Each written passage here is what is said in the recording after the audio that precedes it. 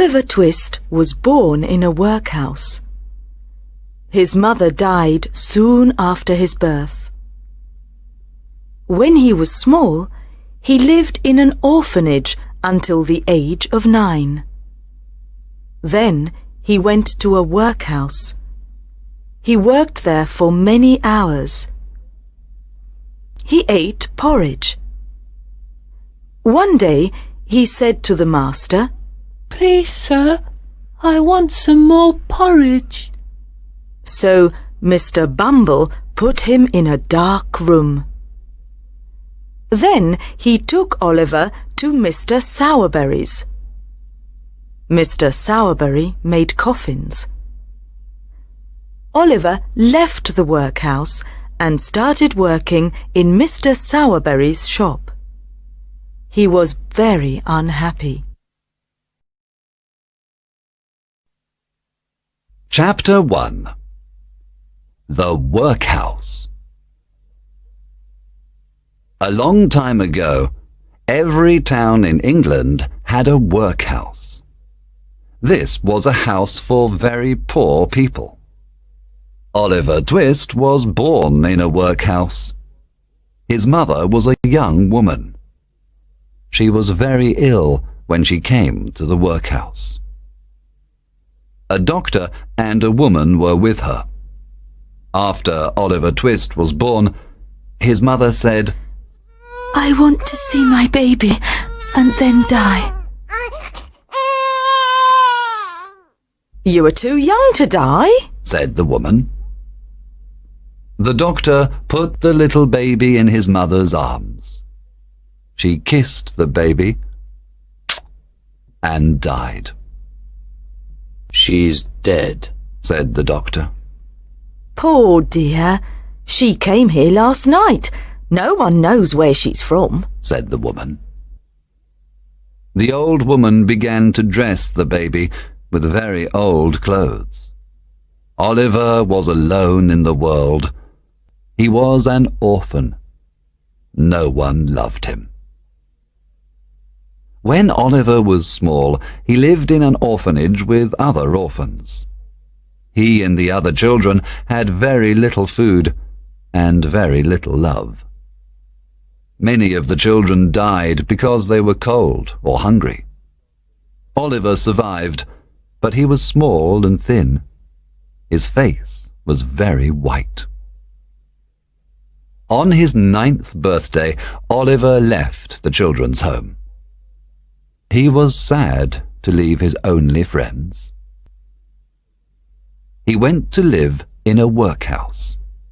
He worked long hours for the workhouse. They gave him only 1 bowl of porridge 3 times a day and an onion twice a week. On Sundays, he had a small piece of bread. Oliver and his companions were very hungry and very unhappy. They never asked for a second bowl of porridge.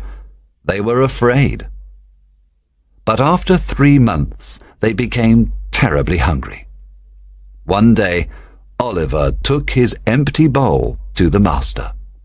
"Please, sir," he said, "I want some more porridge."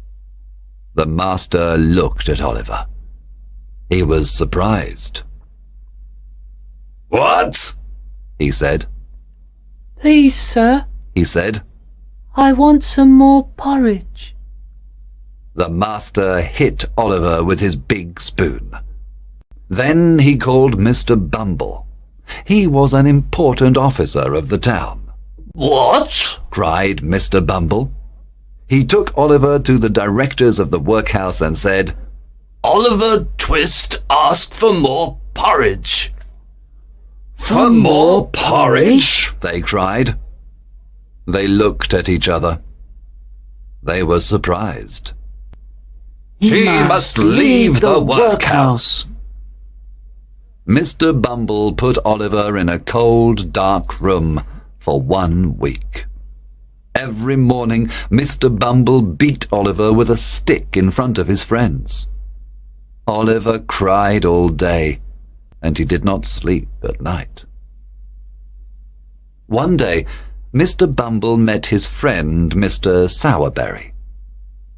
Mr. Sowerberry was a tall, thin man. He made coffins for dead bodies.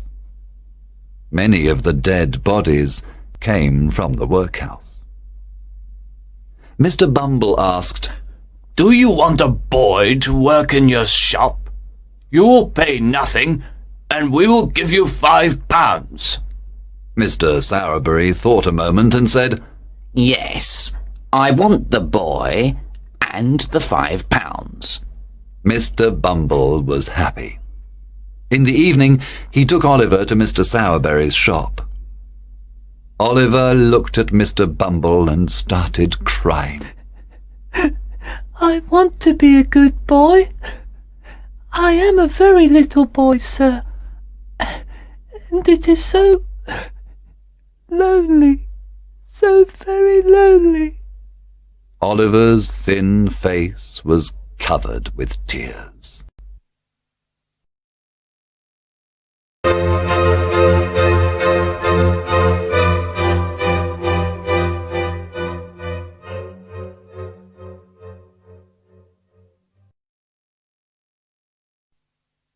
Chapter 2.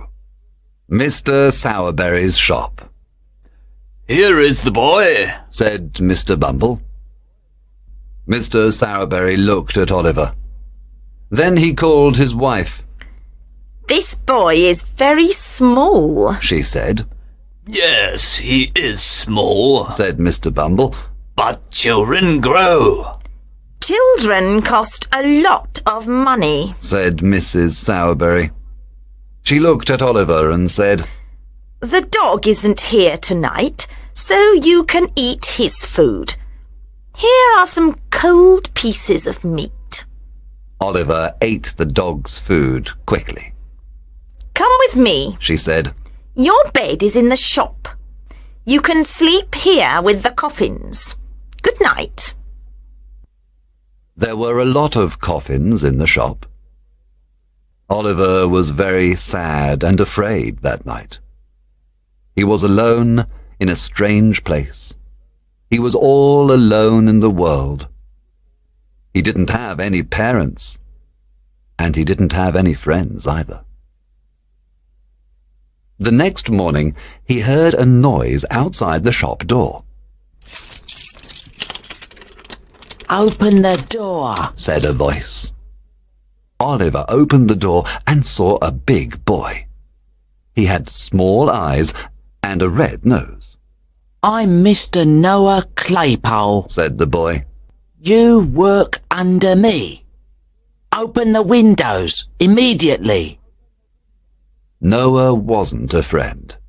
He was an enemy. Noah was jealous of Oliver. He pulled his hair and his ears. There were a lot of funerals during this time. Mr. Sowerberry gave Oliver a special black hat and dark jacket. Oliver became a mourner at many funerals. After the first funerals, Mr. Sowerberry asked, "Well, do you like funerals?" Oliver said. "Not very much, sir." One day, Noah said bad things about Oliver's mother. Oliver's face became red with anger. He was furious. He hit the table and the chair. He hit Noah Claypole. He began beating him. Noah was bigger than Oliver, but Oliver wasn't afraid. "Help!" Noah cried. "He's killing me!" Mrs. Sowerberry and a servant came to the kitchen. Together they beat Oliver for a long time. Then Mrs. Sowerberry locked Oliver in a dark room. Noah went to call Mr. Bumble. "Oh, Mr. Bumble, sir," cried Noah. "Oliver wanted to kill me and Mrs. Sowerberry. Please come with me." When Mr. Bumble and Noah arrived at the shop, Mr. Bumble cried, "Oliver!" "I want to go out," cried Oliver from the dark room. "Do you know this voice, Oliver?" asked Mr. Bumble. Yes, answered Oliver. Aren't you afraid? asked Mr. Bumble. no, said Oliver in a courageous voice. Mr. Bumble was surprised. He's crazy, said Mrs. Sowerberry. No, he's not crazy. said Mr. Bumble. It's the meat. What? said Mrs. Sowerberry. It's the meat. You gave him too much meat to eat. At the workhouse we give them porridge, and this never happens. When Mr. Sowerberry came home, he beat Oliver too. But he forgot to lock the door. That night, Oliver fell to the floor and cried all night.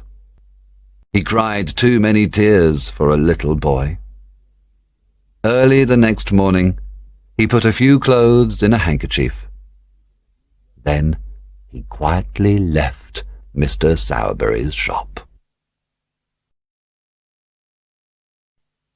Chapter 3. On the Road to London. Oliver didn't know where to go. He walked for a long time, and he was very tired. He sat down on a milestone to rest. The milestone said, "London, 70 miles." London, he thought. Mr. Bumble can't find me in London. So Oliver began walking again. Oliver walked 20 miles the first day. He ate only one piece of bread with some water. At night, he slept near the road. The next morning he was cold and hungry. He bought some bread with his only penny. He walked 12 miles that day. As the days passed, Oliver became very weak. A kind man gave him some bread and cheese. A poor old lady gave him some food and gentle words. On the 7th day, Oliver was exhausted. He arrived in a little town near London. He sat near the road to rest. Then a strange boy looked at Oliver and said, Hello? What's the matter? The boy had big ears and little eyes. He was short. He was Oliver's age. He wore a long man's coat and a man's hat. Oliver told him his sad story. Come with me, said the strange boy. I can help you. He smiled and took Oliver to an inn. At the inn, Oliver had bread, ham, and something to drink. I feel better, said Oliver. The boy smiled and asked, Are you going to London? Yes. answered Oliver. Do you want a place to sleep? Oh, yes, please, said Oliver. I slept outside in the cold for 7 nights. Stay with me. I know an old man in London. You can sleep at his house. Oliver was happy to accept his help. My name's Jack Dawkins, but they call me Dodger. The two boys walked to the big city together. It was almost 11 p.m. when they arrived in London. Oliver followed Dodger. He looked at the small, dirty streets and the old houses. The ground was wet. Everything was ugly. There was an awful smell everywhere. Dodger stopped in front of an old black house. He and Oliver went up some broken stairs. They entered a dark, dirty room. There were a lot of young boys. There was an ugly old man near the fire. He had red hair and a red beard.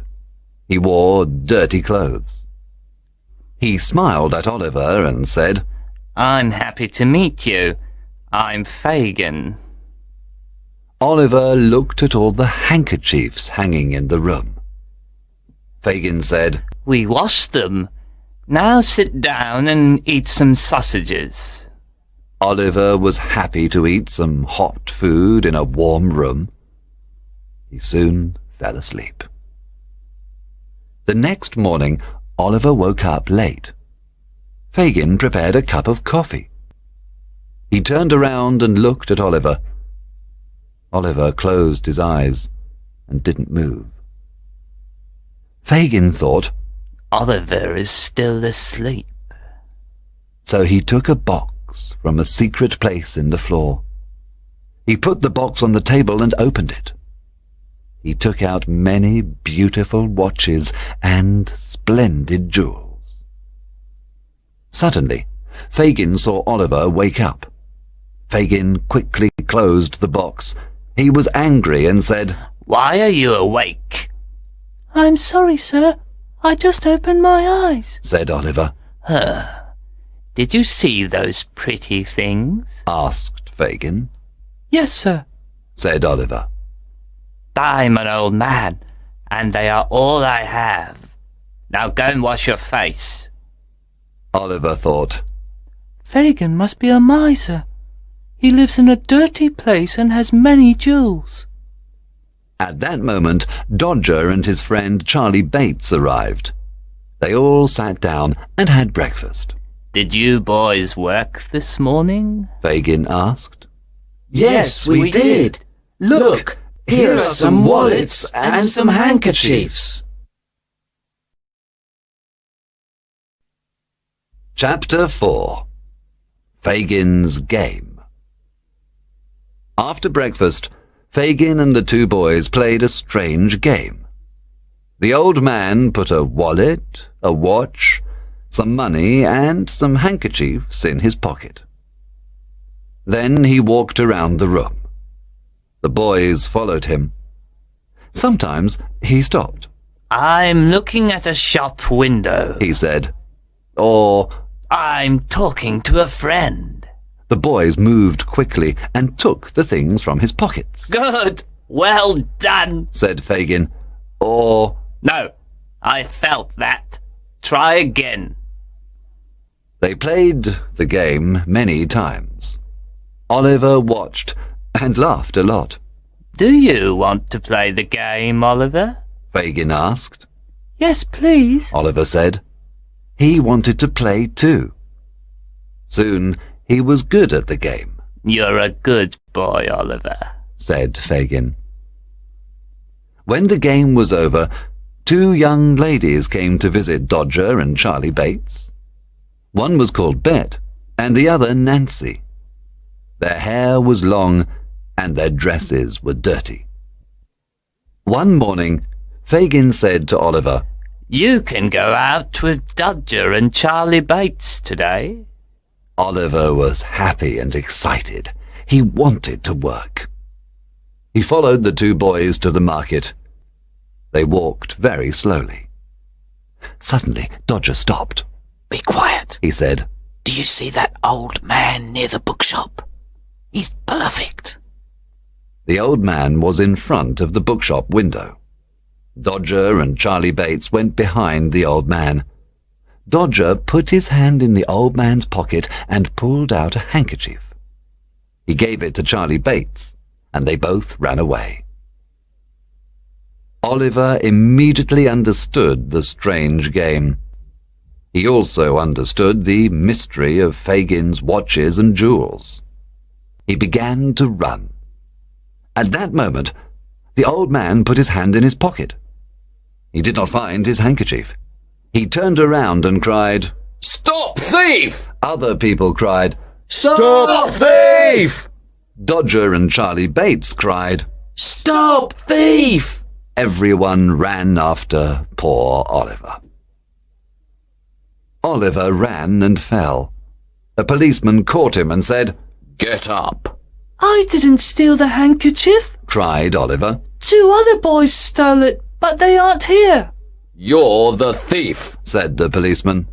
No, stop. I work at the bookshop and I saw everything, said another man. This boy is innocent.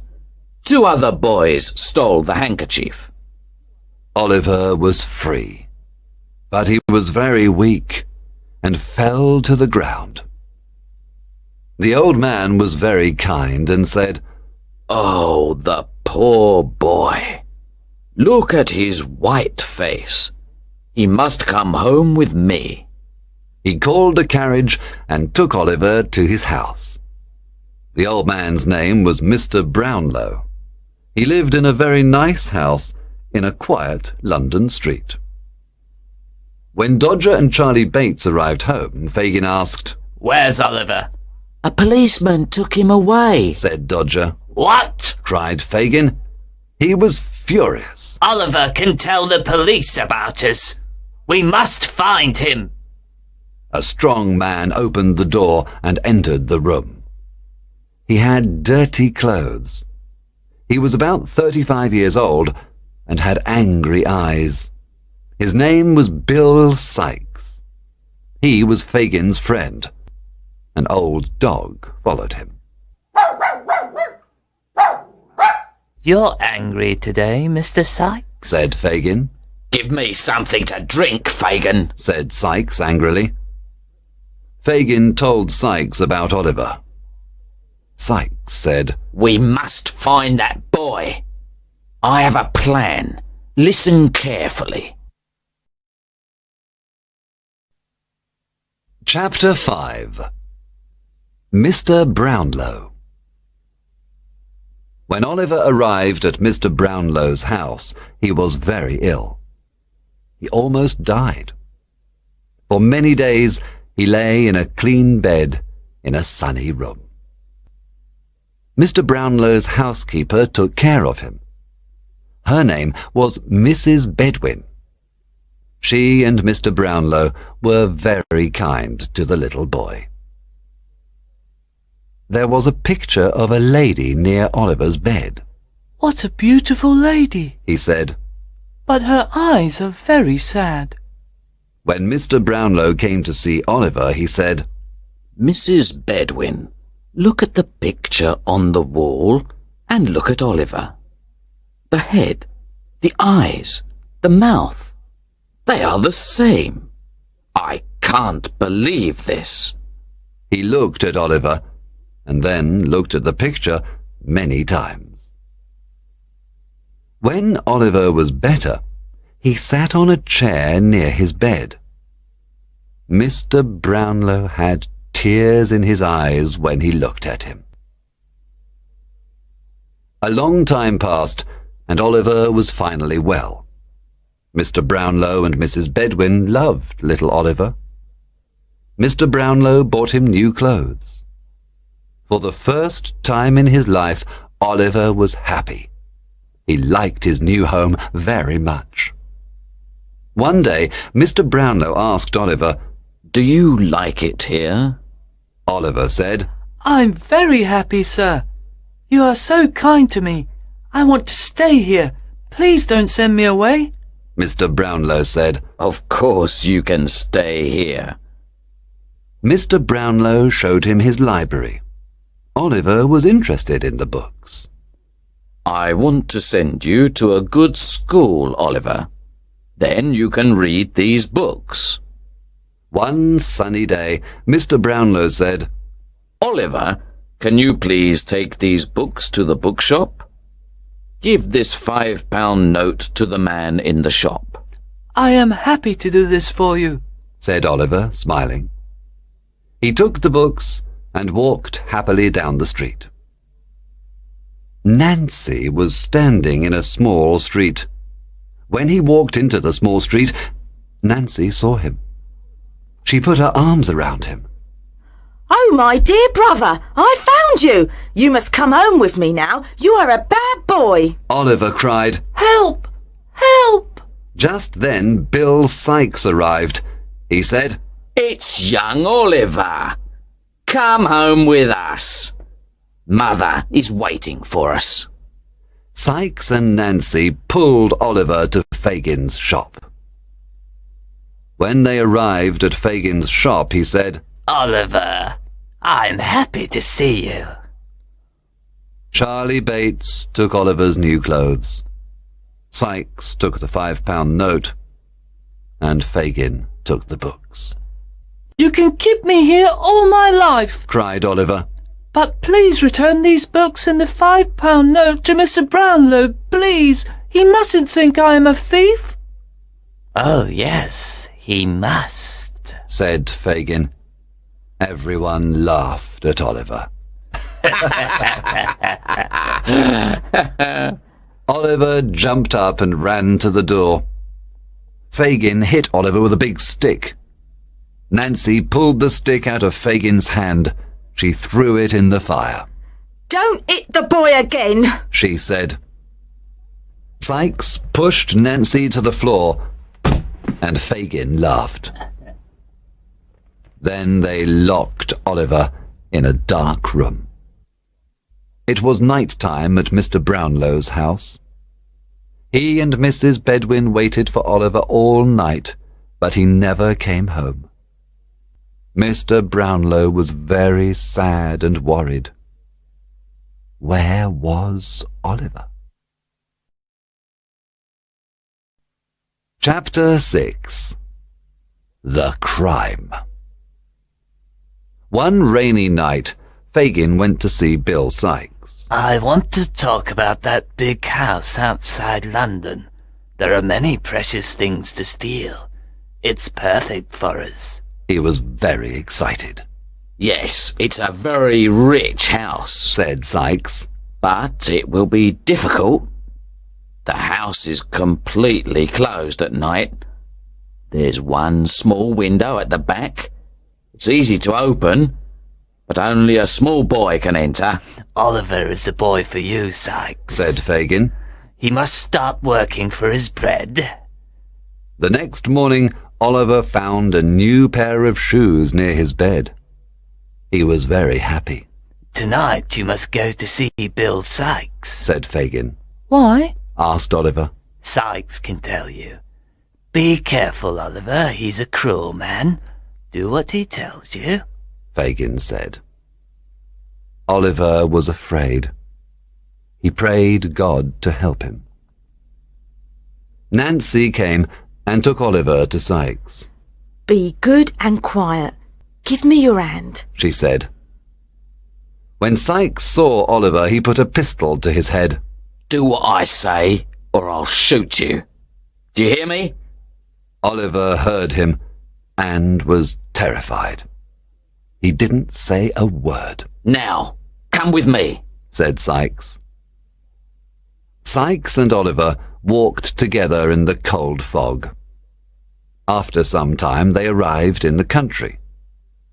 They met another thief called Toby Crackit. Oliver walked between the two thieves. Soon they climbed a wall and saw a big country house. The night was cold and foggy. When Oliver saw the country house, he understood their terrible plan. He fell to his knees and said, Please let me go. I don't want to steal. I prefer to die here. Toby Crackit put his hand over Oliver's mouth. Sykes opened a small window at the back of the house. Then he put a pistol to Oliver's head and whispered, Listen, go in through this small window. Then go to the front door. Open it, and we will enter the house. Remember, I'm watching you, and I have a pistol. Oliver went in through the window. He wanted to warn the family, so he started going up the stairs. Sykes cried, Come back! Suddenly there was a light. Oliver saw two men at the top of the stairs. There was a loud noise, a light, and some smoke from a pistol. Oliver felt a terrible pain. He was terrified and ran back to the small window. Sykes put his arm through the window. He pulled Oliver quickly through the window. Oliver is hurt, said Sykes. Look at the blood. He carried Oliver to the garden wall. Oliver was very cold, and then he saw and heard no more. Hurry! said Toby Crackit. The men and their dogs are following us! Sykes left Oliver at the garden wall. He ran away with Toby Crackit. 2 men and their dogs followed them. They were servants of the country house. "Do you see anyone, Giles?" asked Mr. Brittles. "It's too dark. I can't see anything," said Mr. Giles. The 2 men returned to the country house. They didn't see Oliver's body. Oliver stayed on the cold, wet ground all night. Chapter 7. A New Home. The next morning it was raining. Oliver woke up. His left arm was covered with blood. He got up slowly and tried to walk. He saw the country house and thought, Perhaps the people in that house can help me. He knocked at the door and fell to the ground. Mr. Giles and Mr. Brittles opened the door. "A boy," said Mr. Giles. Then he saw the blood on Oliver's clothes. "Look, it's one of the thieves," he told the ladies. "Here he is. I shot him, madam. Do you want to see him?" Oh, not now, said Rose Maylie. She was a beautiful girl of 17. She had blue eyes and a kind smile. She lived with her aunt, Mrs. Maylie. Take him upstairs to Mr. Giles's room. Mr. Brittles, please go to town and ask Dr. Losberne to come immediately. When Dr. Losberne arrived, he said, "What a terrible thing! Thieves in the night! Are you ladies well?" Yes, thank you. But please look at the boy upstairs. He's hurt. Of course, Dr. Losberne said. He stayed upstairs a long time. Finally, he came down and said, "Ladies, please come upstairs with me." Rose and Mrs. Maylie followed the doctor. They had a big surprise. They did not see a bad criminal in bed. They saw a little boy sleeping. They looked at him in silence. Rose sat down near the bed. Oliver smiled in his sleep. "This poor boy cannot be a thief," said Mrs. Maylie.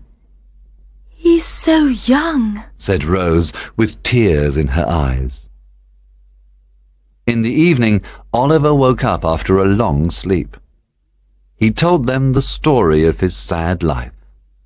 He also told them about kind Mr. Brownlow. He spoke slowly and softly because he was very weak. He had a high temperature.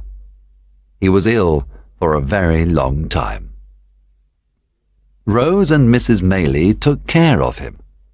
They were gentle and kind. Oliver slowly got better. He went for walks with Rose and Mrs. Maylie. He listened to Rose playing the piano and singing. He listened to her reading aloud. Oliver helped in the garden. After some time, a kind old man gave him lessons every day. 3 months passed, and Oliver was very happy.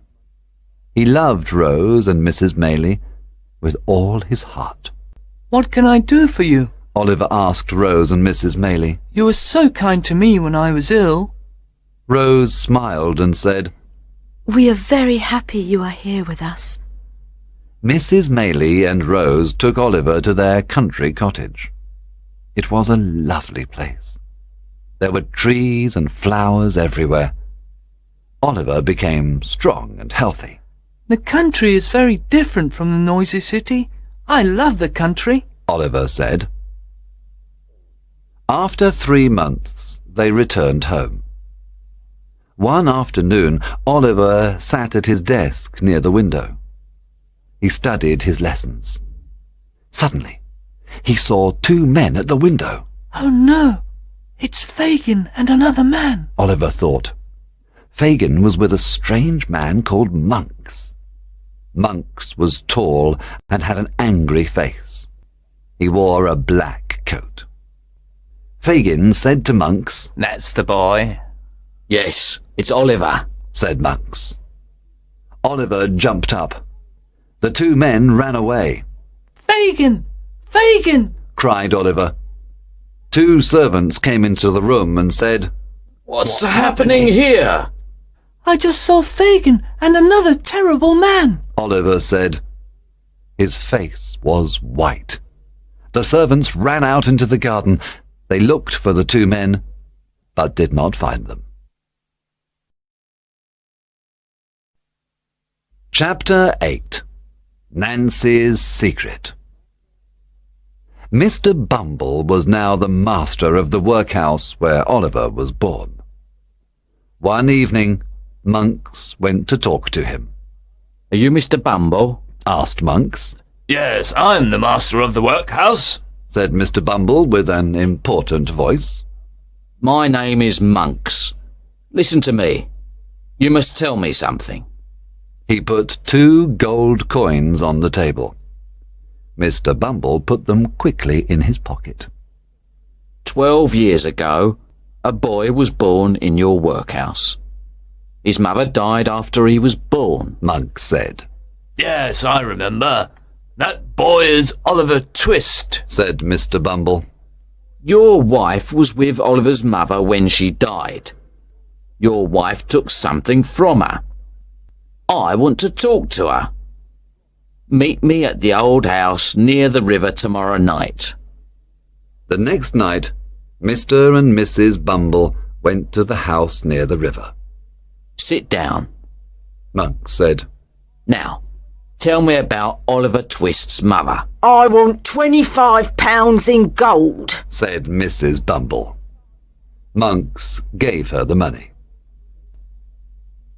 Mrs. Bumble gave him a gold wedding ring. Cut in the ring was a name, Agnes. Monks looked at the gold ring. Then he threw it into the river. No one can find it there, he said with an angry voice. Bill Sikes was ill for several weeks, and Nancy took care of him. She loved Bill Sikes. One day, he said to Nancy, Go to Fagin and ask him for some money. When Nancy arrived at Fagin's house, he said, Sir, Sikes wants some money. Wait here. At that moment, Monks came to see Fagin. Monks looked at Nancy.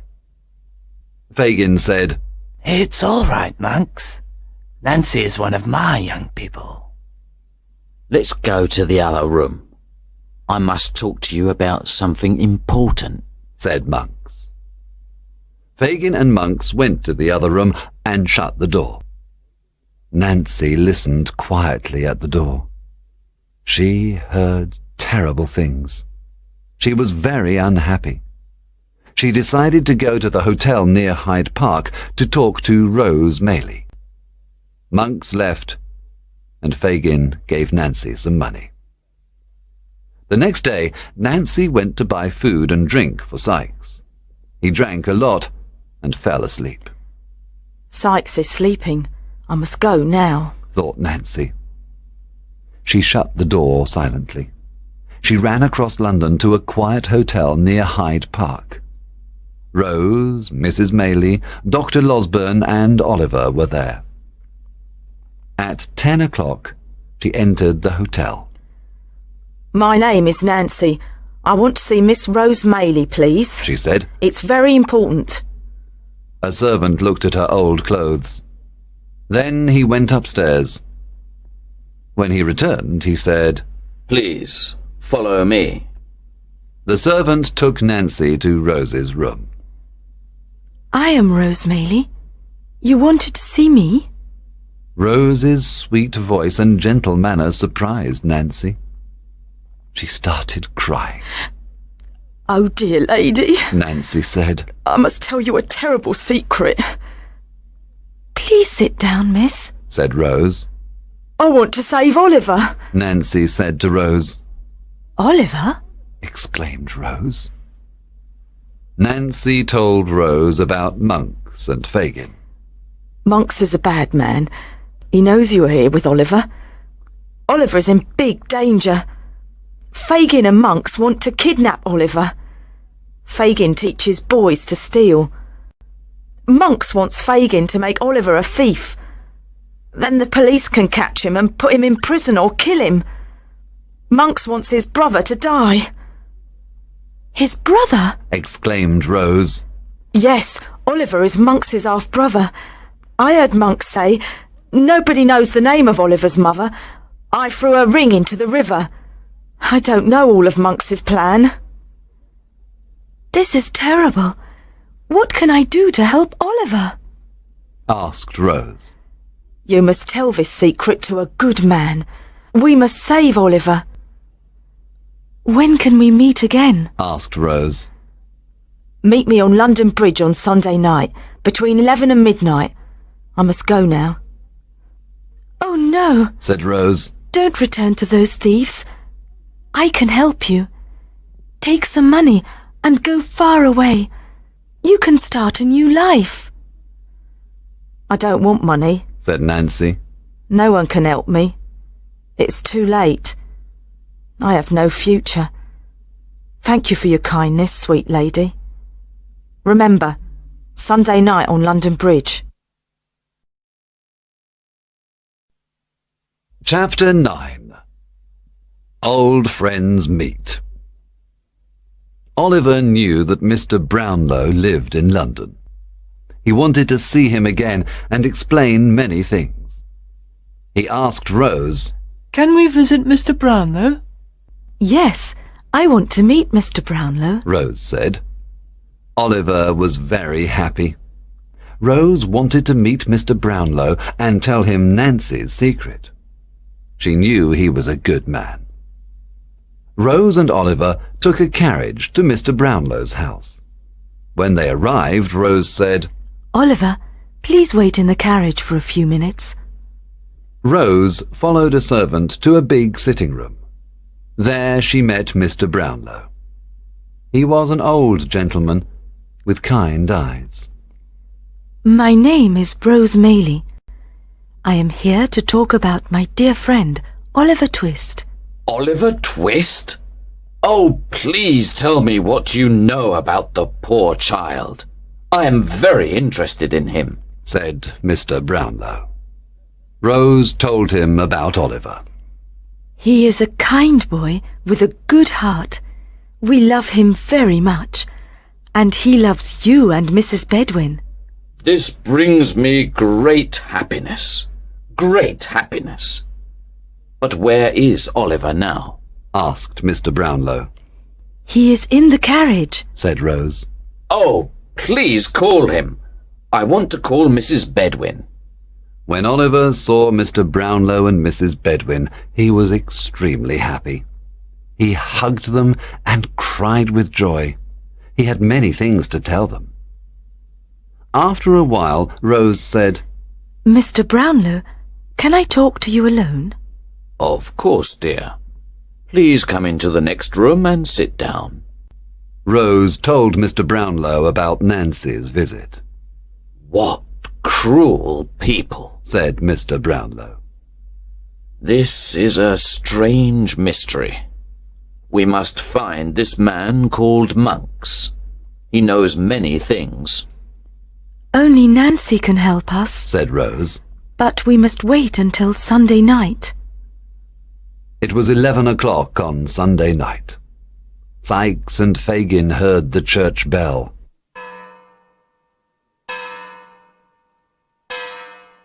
Nancy heard it too. A good night for working, said Sikes. I'm going out, said Nancy. She put on her hat and left. Fagin looked at Sikes and said, Let her go. One of my boys can follow her. It was a very foggy night. Nancy went to London Bridge and met Rose and Mr. Brownlow. They went down the steps to the river. Fagin's boy followed Nancy and hid behind the steps. He listened to everything. Mr. Brownlow said to Nancy, We are here to help Oliver. We want to know about Oliver's mother and father. Only Monks knows about them. We must find him and learn his secret. Nancy said, You can find Monks at the Red Lion Hotel in King Street. He is tall and wears a black coat. He's about 28. He has black hair and a cruel face. He also has a red mark on his neck. A red mark on his neck? exclaimed Mr. Brownlow. Do you know him? asked Nancy. Perhaps I do, said Mr. Brownlow. Can you tell us about Fagin and Sykes? Where can we find them? No, I cannot tell you this, said Nancy. Everyone was silent. Then Mr. Brownlow said, I understand. Now, what can we do for you, Nancy? Take this money, please. Yes, we want to help you, said Rose. No, you cannot help me. You're both very kind. But I must go now. God bless you. Good night. Nancy looked around and then ran away. Rose was very sorry for Nancy. She and Mr. Brownlow returned home in a carriage. Chapter 10. Monks. Fagin's boy ran to tell Fagin and Sykes everything. Fagin was furious. His eyes were red and his face was white. He had terrible thoughts. He was afraid of prison and death. Sykes hated Nancy because she wanted to help Oliver. I want to kill Nancy! I want to kill her! cried Sykes. He ran to his house. Nancy was sleeping. Get up, Nancy! cried Sykes. Why are you so angry? asked Nancy. Tonight you betrayed us, said Sykes. No, Bill, I did not betray you or Fagin. Believe me, please do not kill me. I said nothing about you or Fagin. Let us leave this terrible place and go away together. Sykes was furious. He took his pistol and hit Nancy's face again and again. Nancy fell. Her face was covered with blood. There was blood everywhere. Nancy was dead. Sykes washed himself, but there was blood on his clothes. He ran out of the house. His dog followed him. He went to the country. He wanted to hide there. In the country, the people talked about a terrible murder in London. Sykes was afraid. He thought, I must return to London and hide there. After a week, I can go to France. But first I must kill my dog. Everyone knows I have a dog. Sykes called his dog many times, but it ran away. Mr. Brownlow, Dr. Losburn, and another friend went to the Red Lion Hotel and kidnapped Monks. They took him to Miss Maylie's house. They locked him in a room. Monks was very angry and said, Why are you doing this? You were my father's friend. Yes, I was his good friend, said Mr. Brownlow. I know a lot about you and your criminal friends. You have a brother called Oliver. I haven't got a brother, said Monks angrily. You are lying, said Mr. Brownlow. I know your family history. You are Oliver's half-brother. You have the same father, but not the same mother. Your mother was bad. She left your father. He then met and loved a beautiful girl called Agnes. Your father was rich. One day he went to Rome for work. Before he went, he told me about Agnes. He made a new will in favour of Agnes and her child, Oliver. In Rome, your father became ill and died. Your mother went to Rome. She found the will and burnt it. A few days ago, you spoke to Mr. and Mrs. Bumble. They gave you Agnes's ring, and you threw it into the river. Monk's face was white. He was very nervous. I know other things too. I know that Nancy is dead. The police want to talk to you, Monks. I didn't kill her, cried Monks. Tell that to the police. Or sign your name on this piece of paper. It tells the truth about Oliver and his father's will. It gives Oliver's money back to him. Sign it, Monks, and you are free. Monks was afraid. I don't work for Fagin. I didn't kill Nancy. Please don't tell the police about me, he said. He was silent for a while.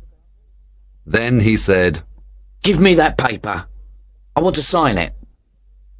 Monks read the paper and signed it. Mr. Brownlow let him go free. Chapter 11. The End of Our Story. The police found Fagin and put him in prison. Charlie Bates and Toby Crackit escaped. They hid in an old house on Jacob's Island. Jacob's Island was in the Thames.